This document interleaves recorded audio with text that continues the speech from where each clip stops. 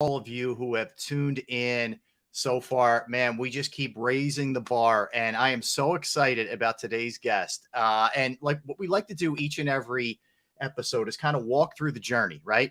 It is not something that happens overnight. Success, philosophies that you form over the years, and just outlooks. And I don't know that anybody exemplifies that better than our guest today. And I'd love to welcome him in from CBS Philadelphia, Channel 3. He has been a staple, whether it's in the sports department or the news department in this city for nearly 40 years, the one and only Ukee Washington. Ukee, welcome on in. How we doing? Rob, good to see you, man. Good to see everybody. Thank you, man. Lucky 7. I'm lucky number 7. That's great. 7th one. That's great.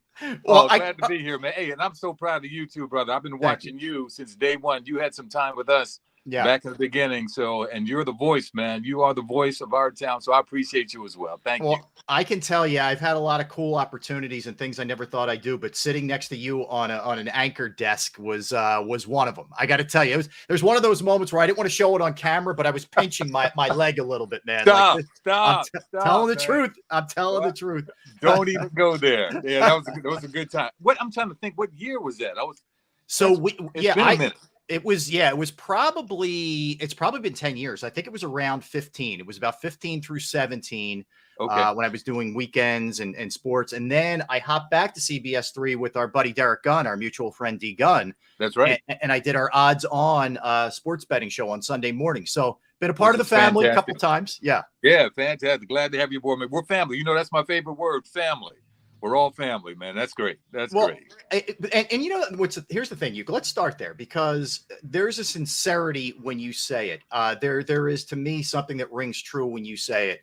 And that's not always the case with everybody that you see on TV or hear on the radio. So let's talk about that. How did that phrase come about? When did you start the utilization? Was that something that came down from your parents? Like, how did that start? Kind of from my own family, kind of from the parents, because I was always taught that we are all children of God. We're all family. You know, we're the same, no matter what differences we have, no matter what similarities we have, we are all the same. And that was kind of instilled in me early on in the beginning when I was, going to church. My parents had me going to church, came from Memorial United Methodist Church in West Philadelphia, 56 and Wyalusing. And that's where I like to dress. Well, not today, but I'm casual today. We'll get into the jersey. You're repping. We'll get to that in a second. Yeah.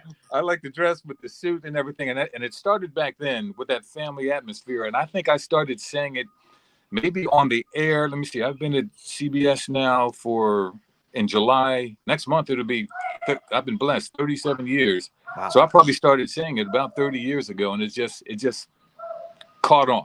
Mm-hmm. And everywhere I go. And it's also a national saying now. People say, "What's up, fam? How you doing, fam?" I don't think I started it, but I started saying it about 30 years ago. And I mean it every time I say it on the air. I even say at the end of the 11 o'clock broadcast, right, "Good night, family, and sleep well."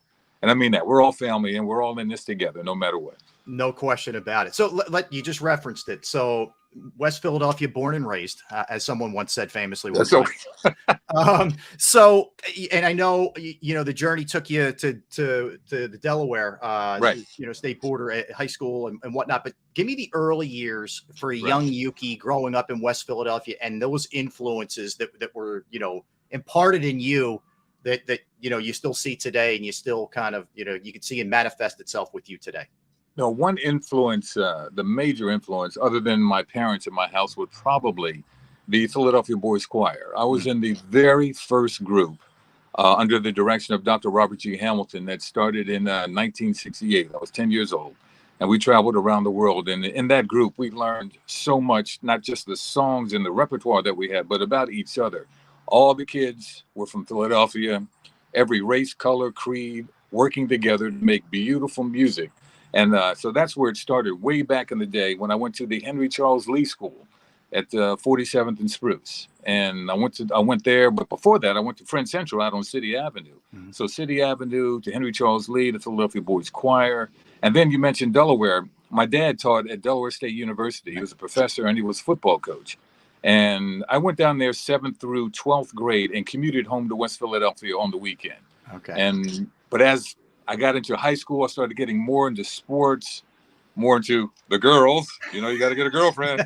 So I stayed in Dover a lot. Didn't come home every weekend, but I did commute back and forth. So the early years were just so pivotal to me, especially when it comes to church. And that's what I like to tell young people today. Parents I believe, have to get their kids involved with religion, with the church again. And that will, I think, correct a lot of things, in my opinion, correct a lot of things that we are seeing out there that I have to talk about night after night when it comes to young people doing the wrong thing.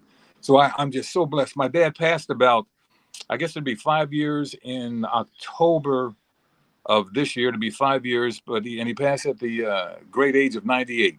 Wow. And he had a great life, and he passed a lot on to me, and I'm trying to pass it on to the rest of the family, if you will, no matter where you come from. But that's where the early years began, with the boys choir, traveling halfway around the world and going to church and respecting the parents. It's just a beautiful thing. I'm just so happy to be able to work in my hometown. And as you know, to be able to come back and work it doesn't happen often in our industry. Yep. It doesn't happen often. And to be here 37 years, wow, that's amazing. I don't know when I'm gonna go out. People ask me that all the time. I'm thinking about the next maybe 2.5, but I'll just, wherever the Lord takes me, that's what I'll do. That's what I'll do. Here's hoping it's a longer run than that. That's just hey. But you mentioned, I want to go back to this real quick. So you're not kidding when you say travel the world with your choir. Yeah. Correct me if I'm wrong. Russia, Sweden, Finland, Poland, Denmark, Mexico. I mean, that's it. That's amazing at that age to be able to. All between the ages of 10 and 13, when my voice changed. And when my voice changed, I was in the first group with the men's choir that joined the boys choir. And they went to Africa and Egypt, I believe, the first year. But I didn't make it because, once again, I was traveling back and forth to Delaware and I was getting into sports. So that kind of took my time up. But the men's choir is still with the boys choir to this day. They're the Philadelphia Boys Choir and Men's Chorale under the direction of Jeffrey Smith. And Jeffrey was a choir member at one time. But yeah, I traveled around the world. I still have a lot of the artifacts that I collected back then. I still have, they gave me a red blazer because, the boys, they gave me a red blazer on my 25th anniversary at the station. It's a 44 long, man. And I felt so proud putting that on because they had to work so hard to get that when I was a young kid. I had to work so hard to be able to do that. And back then, Rob, it's interesting how the world has changed and the choir has changed. Back then, we all had great ears. I wasn't even in a high school band. I played bass and I sang, but I couldn't read music. We all had great ears. 99% of the choir back then, when we first started, the first 3, 4, 5 years of existence, could not read music. Now, you can't get in the choir unless you can read music. I'd say 100% of the boys in the choir can read music. They can do so much more. They can do so much more. But I still like to fake it a little bit and sing from time to time. I'll do a song on social every now and then, but I still like to have fun with it. I love it. All right. So I know, and we'll get into the whole career path, but first, I know what you were a baller growing up, man. You were a really good basketball player and excellent high school player. You end up at University of Richmond, and you had a really good career there. Tell me a little bit about, you said your dad was a football coach. Was the love always there for hoops, or what was it everything when you were growing up?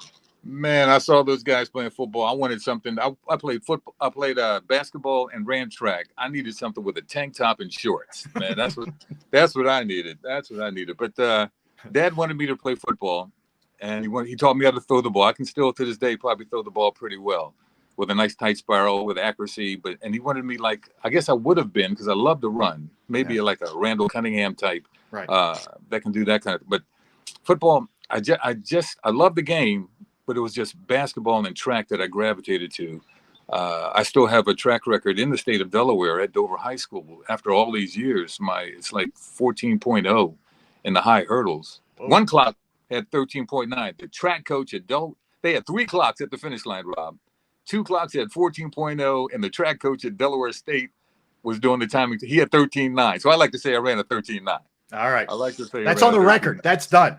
That's but nice. Yeah, it all started, man. That's where it all started. Oh, that's awesome. So walk me through the Richmond years. I mean, that was obviously a place you got educated, at the college level, but also, through a pretty darn good hoops team. That's a high level of hoops.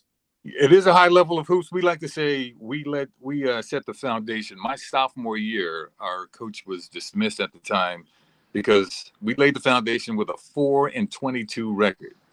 Oh, I know. Tell me about it. okay. We couldn't go to 7-Eleven, man. People say, "Hey, you play for Richmond," but they've come a long way since then. They brought in the late Lou Getz and Dick Tarrant, who was the all-time winningest coach there.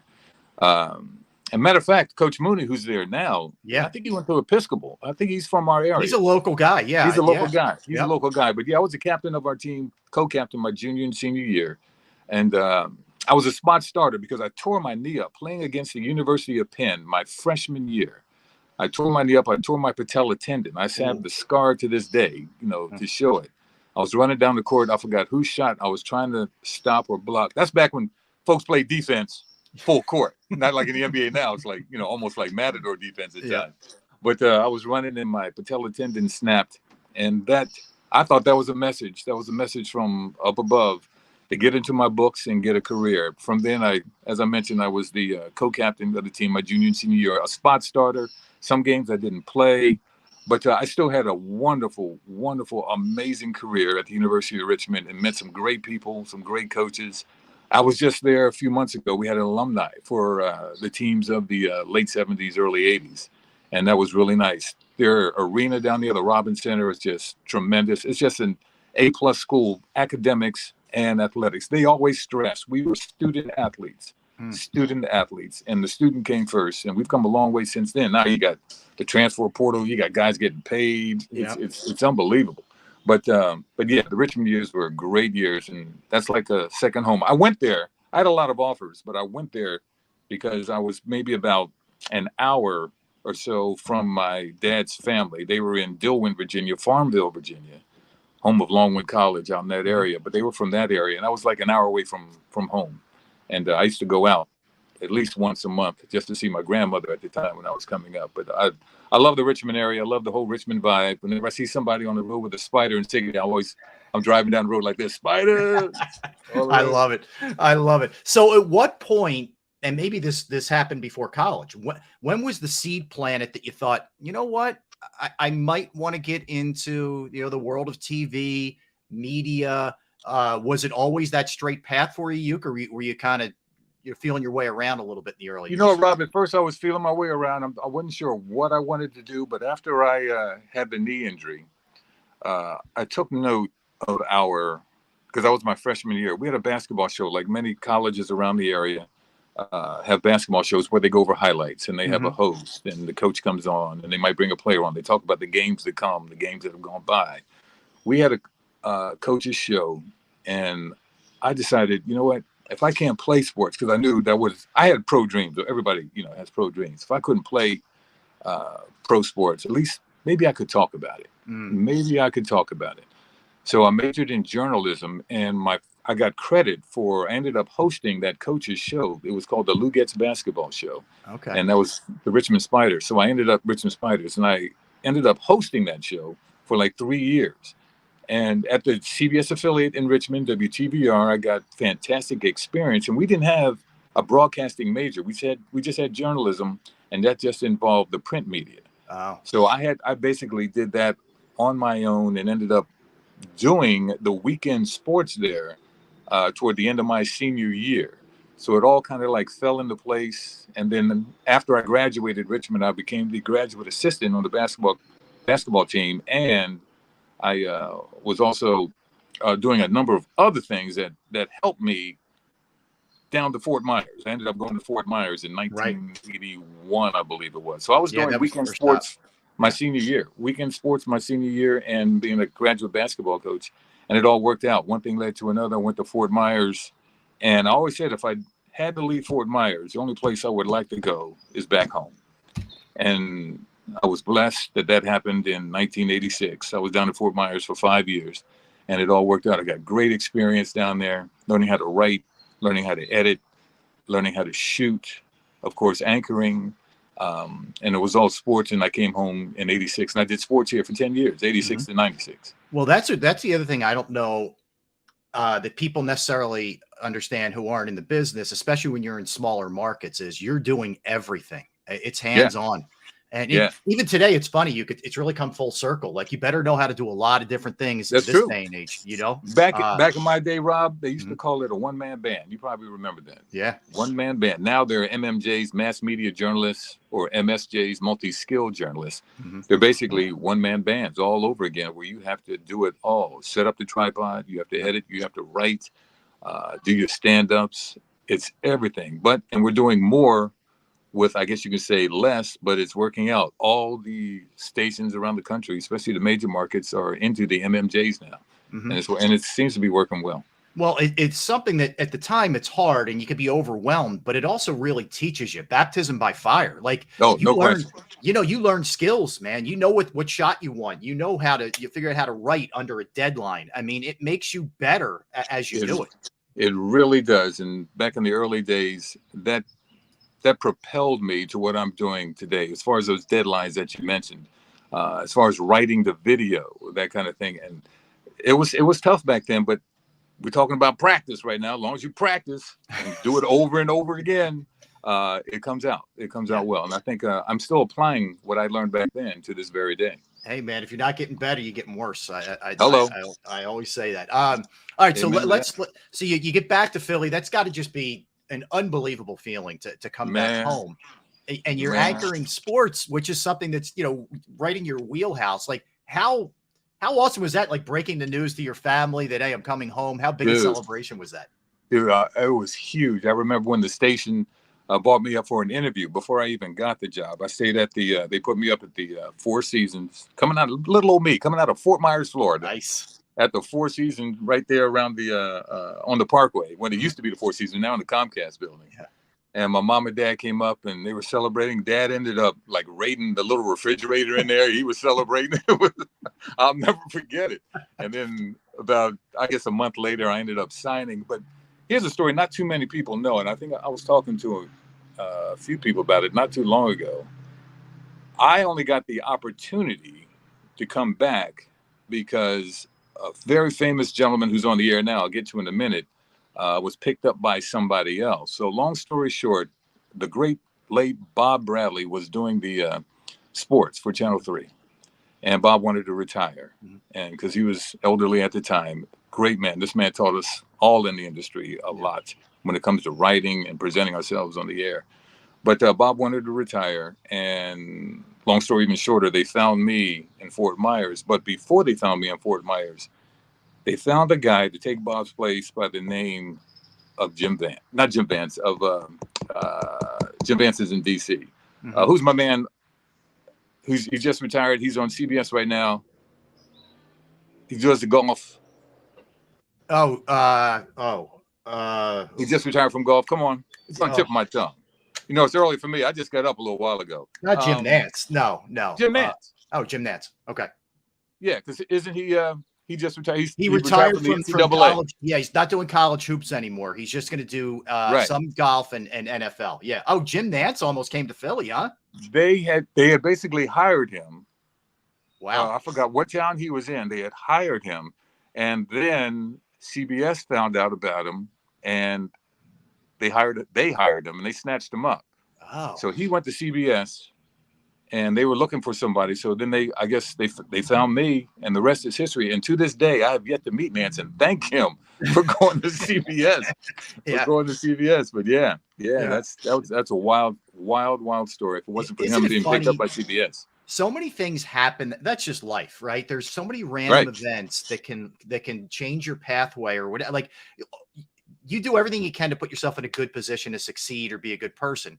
Sometimes there's random stuff that intervenes, and hopefully it works out and no better example than that. And in that case, it worked out for both of us. He's doing great. Yeah. He's had his career the same amount of time I've had my career here, 37 years. And he's done so much for sports in general, life in general. And I wish him well, but he's not totally done. He's just, just taking parts of it off. Yeah. And I'm not totally done, not just yet. I still got a little ways to go, but I just enjoy it. The day I wake up, Rob, and say, oh, I got to go to work. Right. Then it's time to get out. I'm sure you feel the same way. Then it's time. Yes, no doubt. Especially, and I'm back home especially in this sports town that it is. that once again was an awesome feeling to be able to do sports back in the day when everybody, I mean, we're slowly getting back to it a little bit now, but everybody was winning. We had a history of great sports teams. I'm going back to my hometown of Philadelphia. I'm like, wow. So I knew it's tough. The old saying is it's tough to get to the major leagues, and it's even tougher to stay there. I've had to work my butt off to this very day to stay here, and things are going well because I enjoy it and I love it. That's a great point. We're going to step aside very quickly. We'll come back, and I want to walk through the sports years and then the transition into your news anchoring days, which is it's not, it's a little tougher than people think making that transition. So I want to talk about all those kind of things. This has been awesome so far. I can't wait to keep it rolling. We're speaking with the great Ukee Washington on the Rob Ellis Show. Quick timeout. We'll be right back here on A2D Radio Network. Hey, Birds fans, the NFL schedule has arrived and Philly Sports Trips has all the details now. Visit the site phillysportstrips.com. This is sure to be an epic season. Be sure to go there now to make sure that you don't get shut out. Join us in Tampa, LA, Seattle, or when we get revenge in Kansas City. Don't want to fly? No problem. Gather up your crew and hop aboard one of our signature boisterous bus trips to DC or New York. Sign up now and make sure to mention A2D. Don't miss out on the best Philly fan experience anywhere.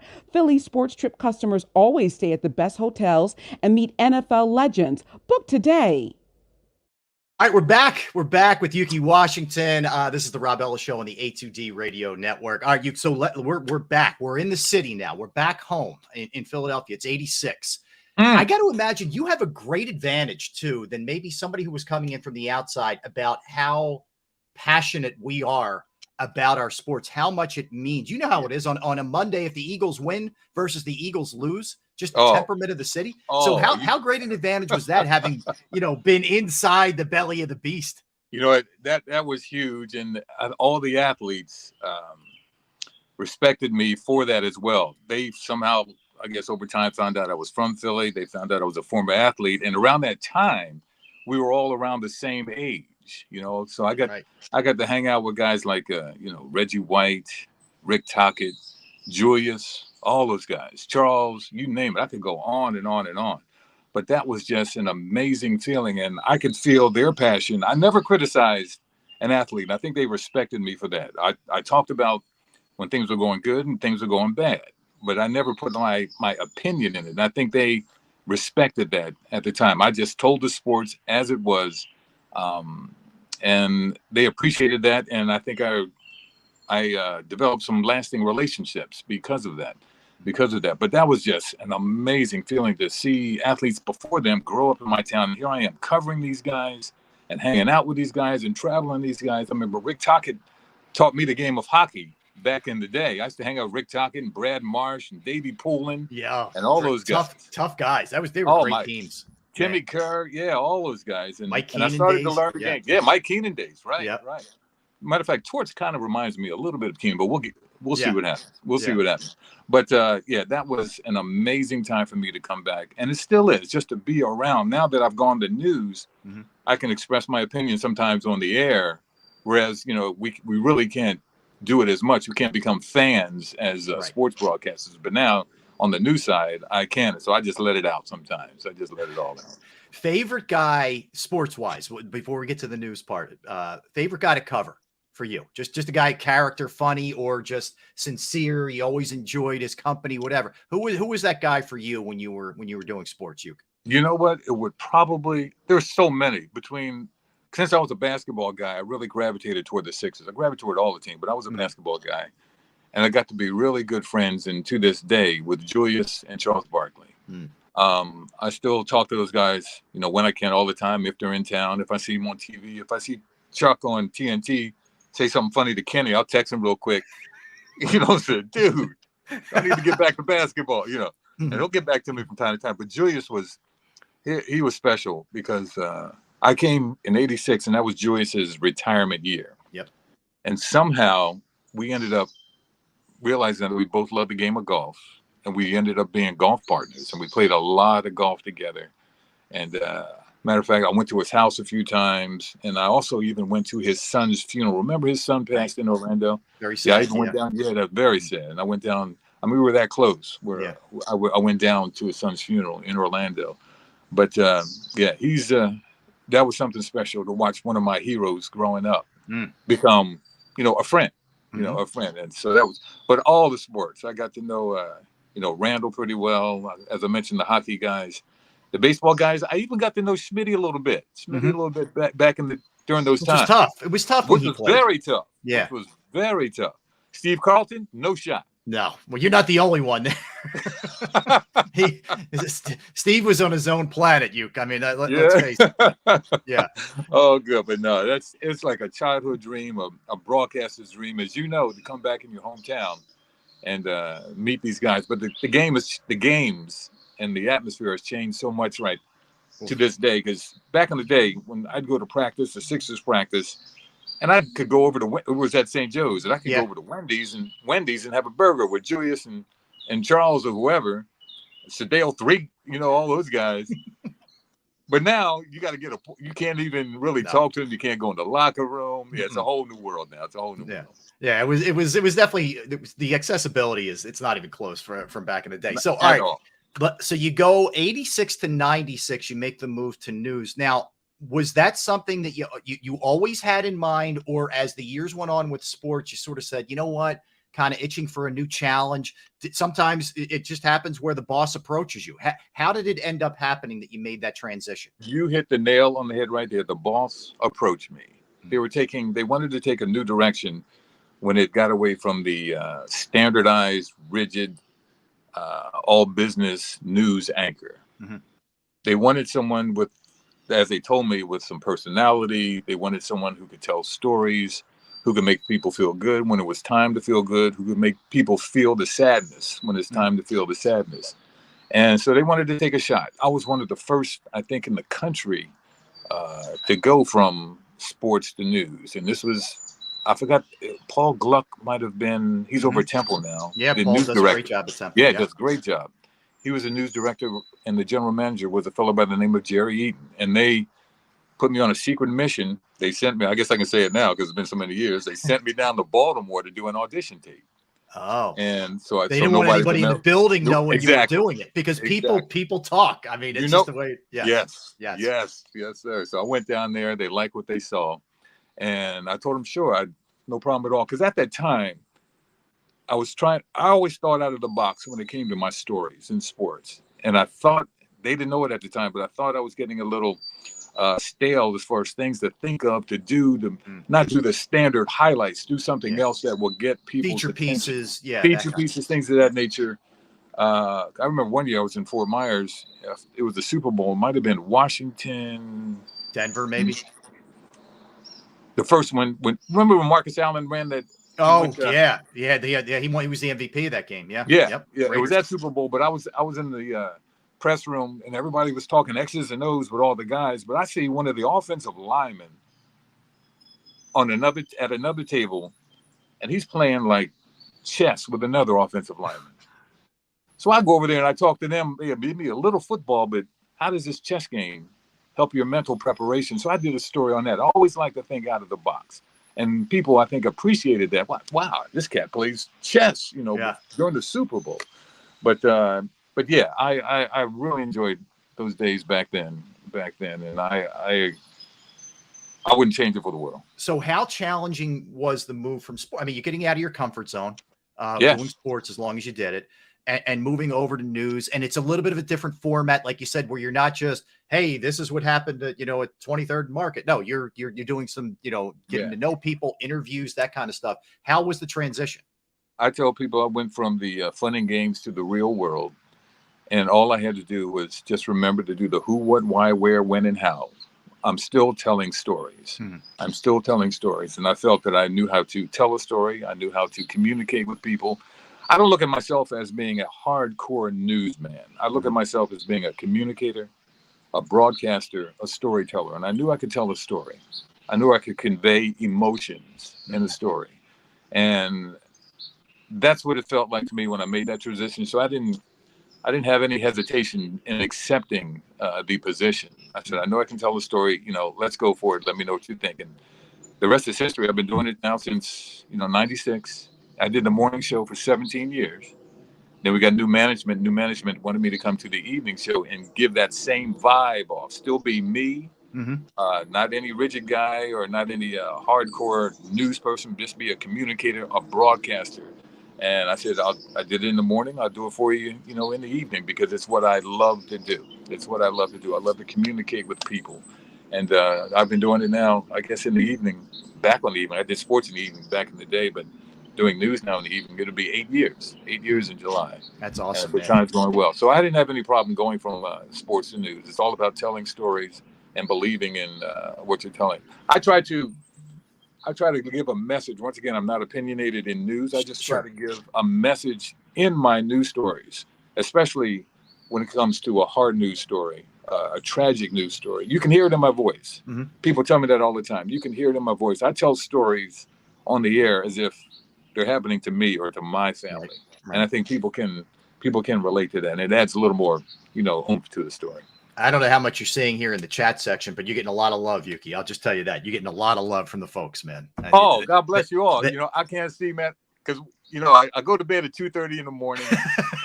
Yeah, Ukee got up early for me, and I do appreciate it. I'm telling you. No problem. And I've got 3 lenses in here. I hear need a 4th to see, but thank you all. I got you. Well, hey, speaking of that, Ukee, so just let people know how challenging, you know, granted, you're doing something you love, et cetera. I get it. But when you're doing the mornings, especially it's really radio or TV, but especially TV, because you got to be like presentable look. You can't just throw, you know, when you're doing radio, I can look like a slob. That's me. But you have to look presentable. Yeah. But I mean, you're up at legitimately 2 a.m., something around there. Yeah. That is a lifestyle altering change, man, when you have to do that kind of thing. Lifestyle. That's the key word.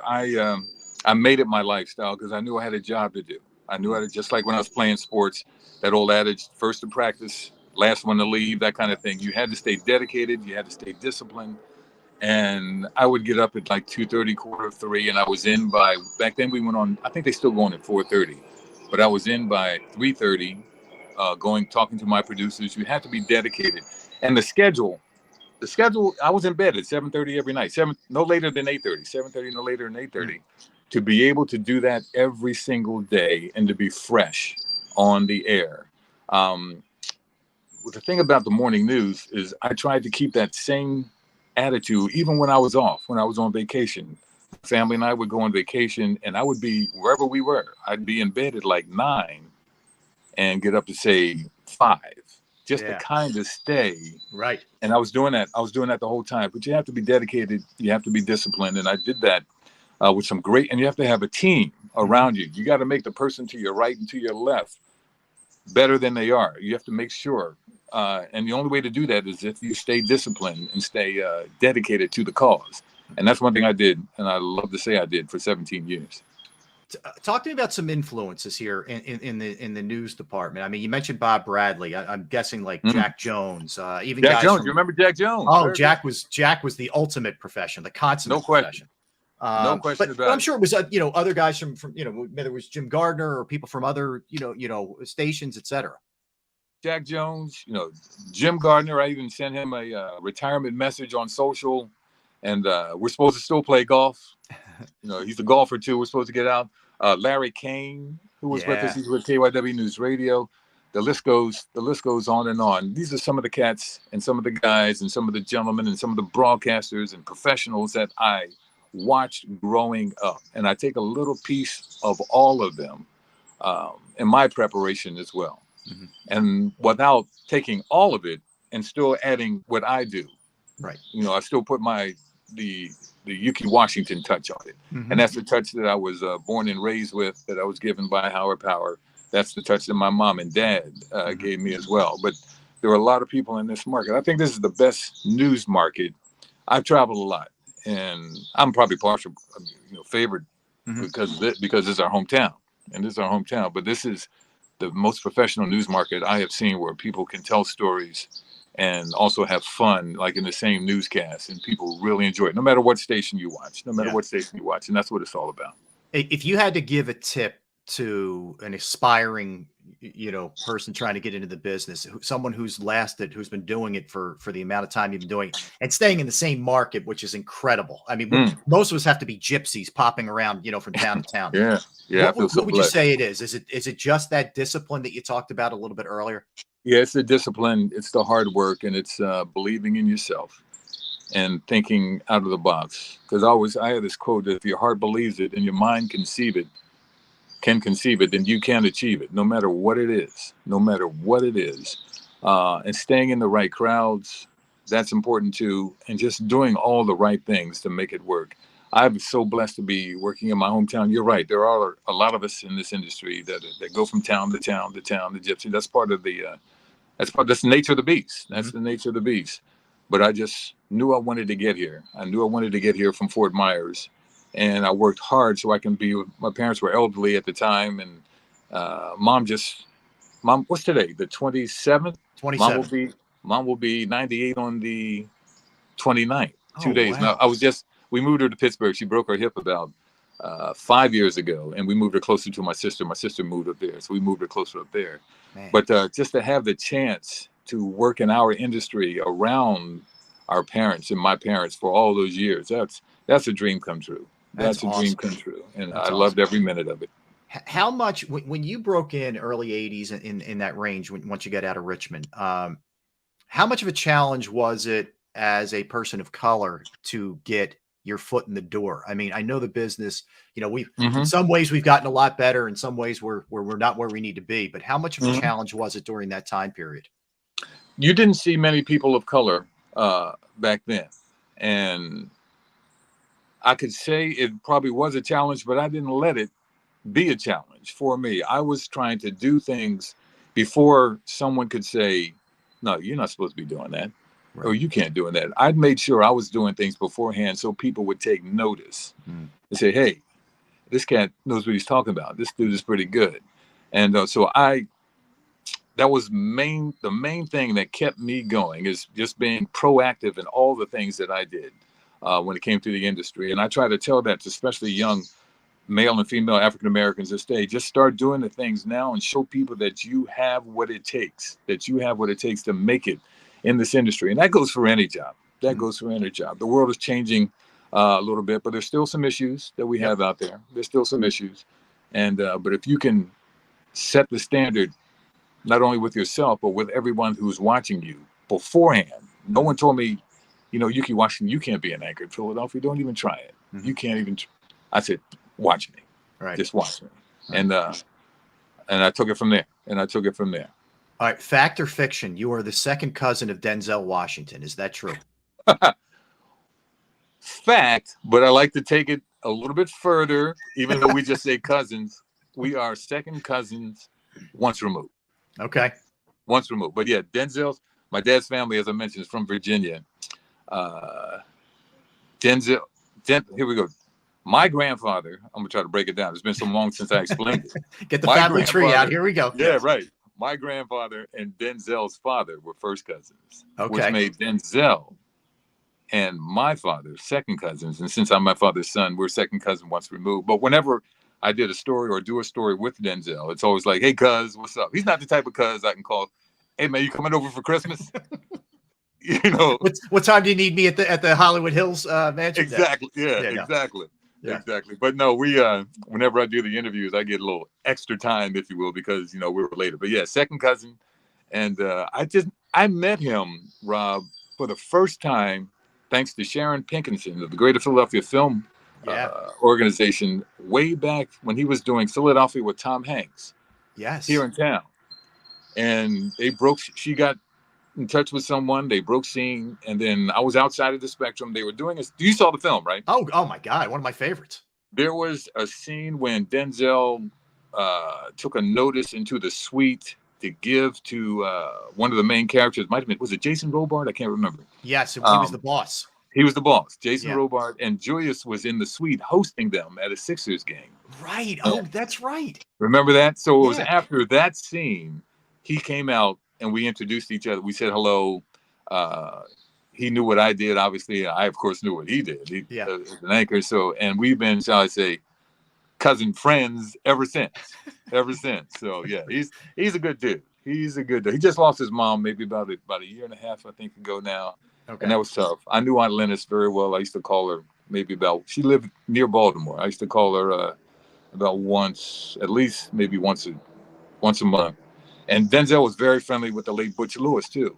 Oh yeah. Butch, the boxing promoter. But yeah, second cousins, fact. Butch had some serious style of his own, man. Butch had some interesting, the blazer with no shirt underneath. That's it. That's it. You know the Butch I know. And then they would go down. They had a place I'm not sure if Denzel still has it or not, but Butch, and a bunch of people would go down. They have a really nice place. They may not. I'm not sure if they still do. Down in Rehoboth, Delaware. Great area. Yeah. Yeah, great area. All right, I got to ask you about the jersey before we get you out of here. And you are, I don't know if people know that. I knew it just from doing some research, but then you're repping, wearing it here. You were the godfather of former Eagle safety Nate Allen. That's my guy. When I started in Fort Myers, I saw this 6'8" brother in the drugstore. And I'm like, new kid in town. I'm like, this guy, and I was still playing hoops. I said, this guy might play hoop. Right. Let me. I'm the new kid in town. Yeah, you're recruiting guys. Yeah, for the pickup game. Right. For our station team. Yeah. So I go over and talk to him. We hit it off right away. He and his girlfriend at the time, who they ended up getting married, and they're Nate's parents. But we've been friends since 1981. So I knew Nate when he was a bun in the oven. I watched the kid grow up, watch him play pee-wee ball. They kind of labeled me the godfather. I watched him play in high school whenever we were down there. I didn't go down all the time, but we have a timeshare down in Fort Myers, and God bless all the people in Fort Myers. They're slowly coming back after that hurricane. But we used to go down. Fort Myers is like my second home. It's like my second home. When I finally do retire, whenever that is, I like to spend 6 months here and 6 months down in Fort Myers. But that's where it all started, down in Fort Myers, Florida. So I've known Nate a long time. I just sent him a Father's Day message, just last week. He's got a beautiful family and he's doing well. I can't believe. I guess he's been retired now because he played with us for 5 years. Then he went to Oakland and Miami. Yeah. Then he retired after Miami, but he came in the same year. BG. Oh, BG was the first pick. Yeah. Was the first pick, and I always wanted Nate to be number. Hey. My pick.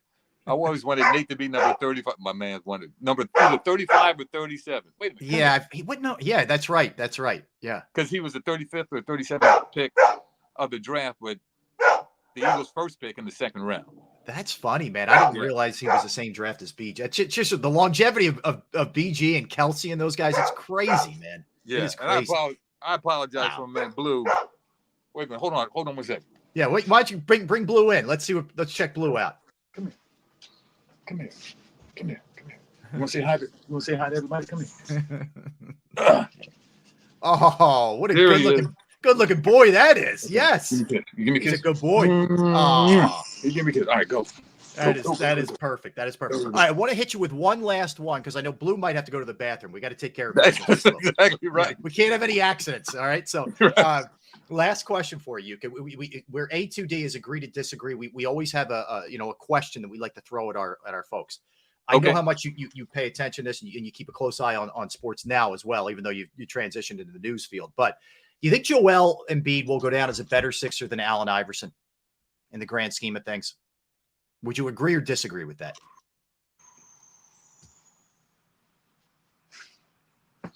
How much time we got? This is some deep thought. I like it. Because man, I just hope Nick Nurse can get Joel on the block. Yeah. Get him on the block and then shoot that three-pointer. His three-pointer, I call a 30-30 shot. He should only shoot it when we're 30 points up or 30 points down. So I'm gonna disagree. Bubba Chuck is the man. You go AI all day. All right. Yeah. All right. Listen, tell Blue we appreciate the cameo. We do. And we appreciate your time. This is a blast, man. It was great. Anytime, Rob. Keep doing your thing, man. I'm so proud of you. Like I said at the top, keep doing your thing. Blessings to you and yours and all your colleagues, man. Let's keep it going and stay in touch. Ukee, thank you, family. I appreciate it. See you, fam. Everybody else. Take care. Be well. You got it. The great Ukee Washington. All right, we're going to step aside. We'll come back and we'll kind of run the gamut of everything that's happening present day in the world of sports on the Rob Ellis Show right here on A2D Radio.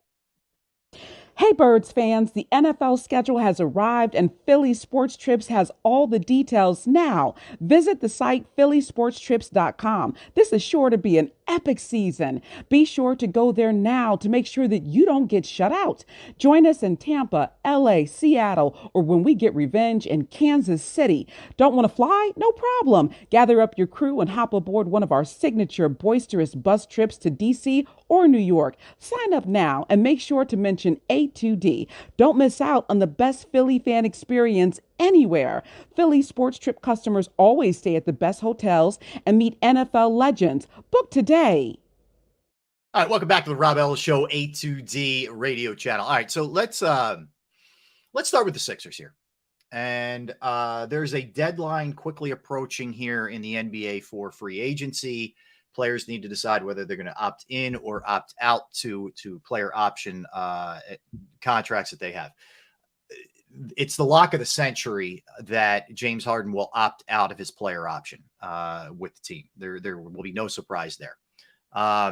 What I've been saying all along holds true. The Rockets were never in play here. He made it sound like that, and I'm sure his agent did to the Sixers.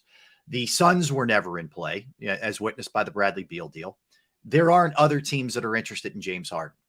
James Harden will be back as a Sixer. And Daryl Morey wouldn't have it any other way. The mistake, look, I think they've painted themselves into a pretty tough corner here, regardless.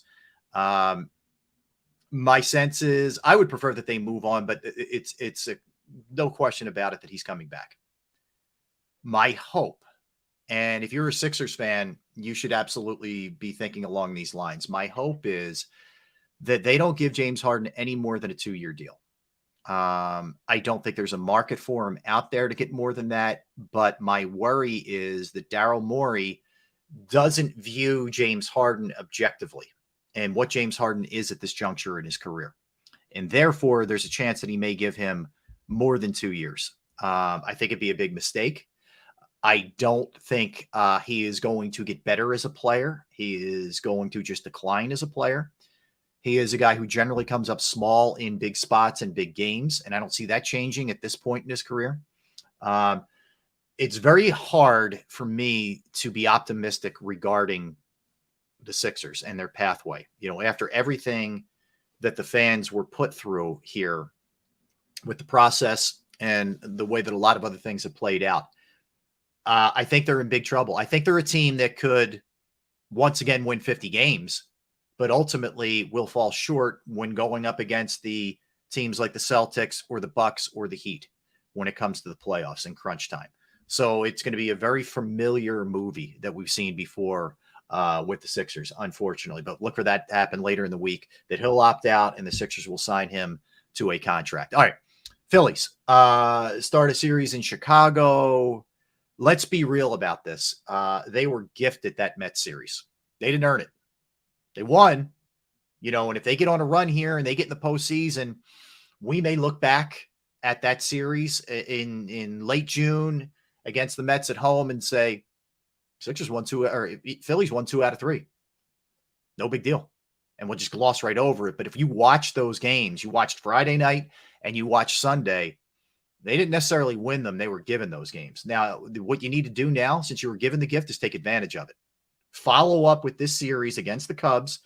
And after the Cubs series, you get the Nats. So you need to really, this needs to be at least 4 out of 6, winning both series, because then you're going to get Tampa and Miami, and it gets much more difficult.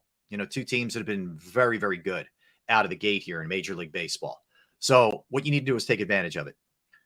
Some of the issues facing the Phillies right now, they've been just flat out bad with runners in scoring position. And I don't know what necessarily is the fix for that, other than maybe better pitch selection. But what tends to happen when you start to struggle that way, it starts to snowball a little bit, and you grip the bats a little bit tighter, and you're trying to do too much. Hence, kind of a snowball effect. So you got to hope they get better there. You got to hope that Harper starts to find his power swing, which I think will happen. We have to understand that he came back way early from this injury. And let's face it, as much as he's cleared and they feel safe about him re-injuring himself, he probably doesn't have the same strength as, when you get cut on, that's just the way it is. So the combination of Harper not having his power swing necessarily, no Rhys Hoskins, and really nobody else other than Schwarber in double-figure home runs. Phillies are like 21st in Major League Baseball in home runs. That's been an issue. The good news is the bullpen, for the most part, really all season, has been really, really good. And your starting pitching, including Ranger Suarez, including Taijuan Walker, and really they've even stabilized to an extent the fifth starter spot. I think your pitching in general has been pretty good. My guess is as we inch closer here to the trade deadline, about a month away and change, what I would focus on would be a left fielder, someone to play the outfield to get Schwarber out of the game in the field, just DHing. You're automatically improving your defense tenfold because, let's face it, Schwarber's a butcher. And I would prefer you bring in somebody with a little bit of pop to compensate for not having Hoskins and for Harper maybe not quite being himself. The other thing that I would do, I would bring Derek Hall up. I would send Cody Clemens down and hope that Hall can kind of get going with the power stroke. He had a really good spring. It's unfortunate that he got hurt early, but there's some of the things that I would like to see happen with the Phillies. Now, as far as the Eagles go, we're in that time period now where we're getting close, and we're under a month until training camp.